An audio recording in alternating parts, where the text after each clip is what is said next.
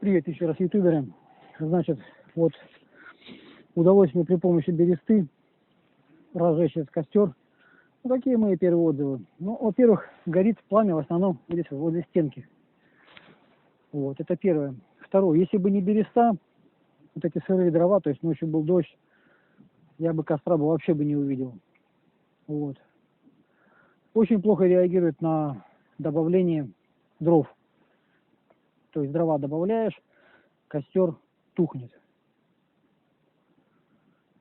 Вот. Ну, вот такой, таких размеров, конечно же, костер, ну, видно, да, по размерам, что он, ну, на один котелок, да, ну, 2 котелка можно поставить, 2 чашки, больше нет.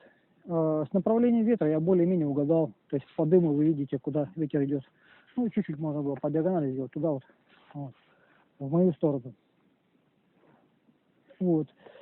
Ну что, по розжигу капризный, то есть без так называемой палочки, огненная палочка, когда делаешь стружку из палки, тоже его не разведешь. То есть либо нужно туда какой-то сухой горючее на дно ложить, либо бензина плеснуть. Вот. У меня береста, мне проще. Береста внизу жар дала, и дрова более-менее горят. Хоть они и сырые, ночью дождь был. Коптят, дымят, ну, что-то там есть. Вот.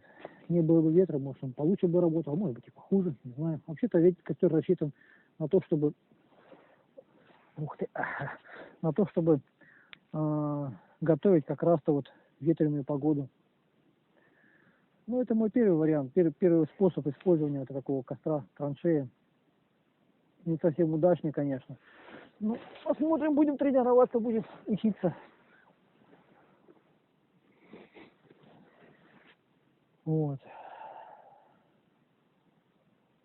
Видно, да, что он не очень горит. Это дрова такие сырые, что вот где не подсохли, там горит. А где вертикально стоят, ну там и не горит. Боюсь трогать, потому что он, блин, такой капризный, чуть тронул, все. Вот горит, работает, и слава богу, как говорится. Ну, костер на группу такой, конечно, не пойдет. Это вот таких вот размеров. На одного, 2 человек, 3 максимум. Именно такой вот размер. Может быть, я дров мало положил. Дров надо будет побольше ложить.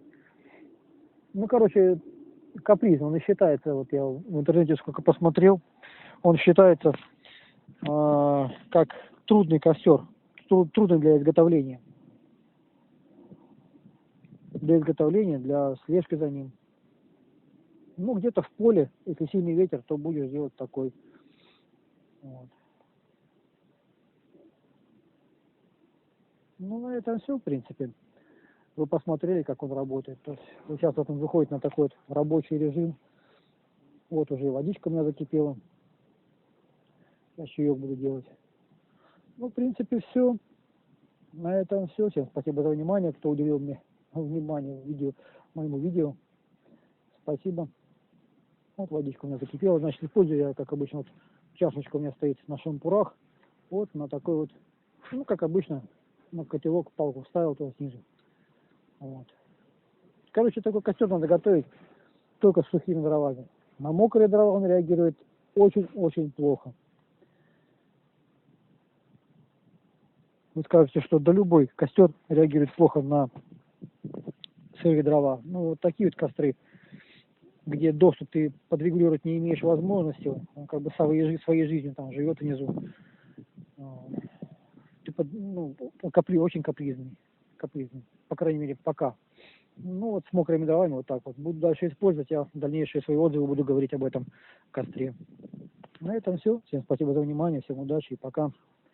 Буду делать чаек. Стороночку. Вот он у меня так на шампурах здесь, котелок расположен. Палки, я думаю, будем перегорели. У меня одна палка упала, здесь просто я ложил, сохли у меня. Вот. И одна из них перегорела. Так что на палках маловероятно, что сделаешь. Вот. На этом все. Всем спасибо за внимание, всем удачи и пока. смутные у меня сомнения по этому костру. Пока первое впечатление не очень.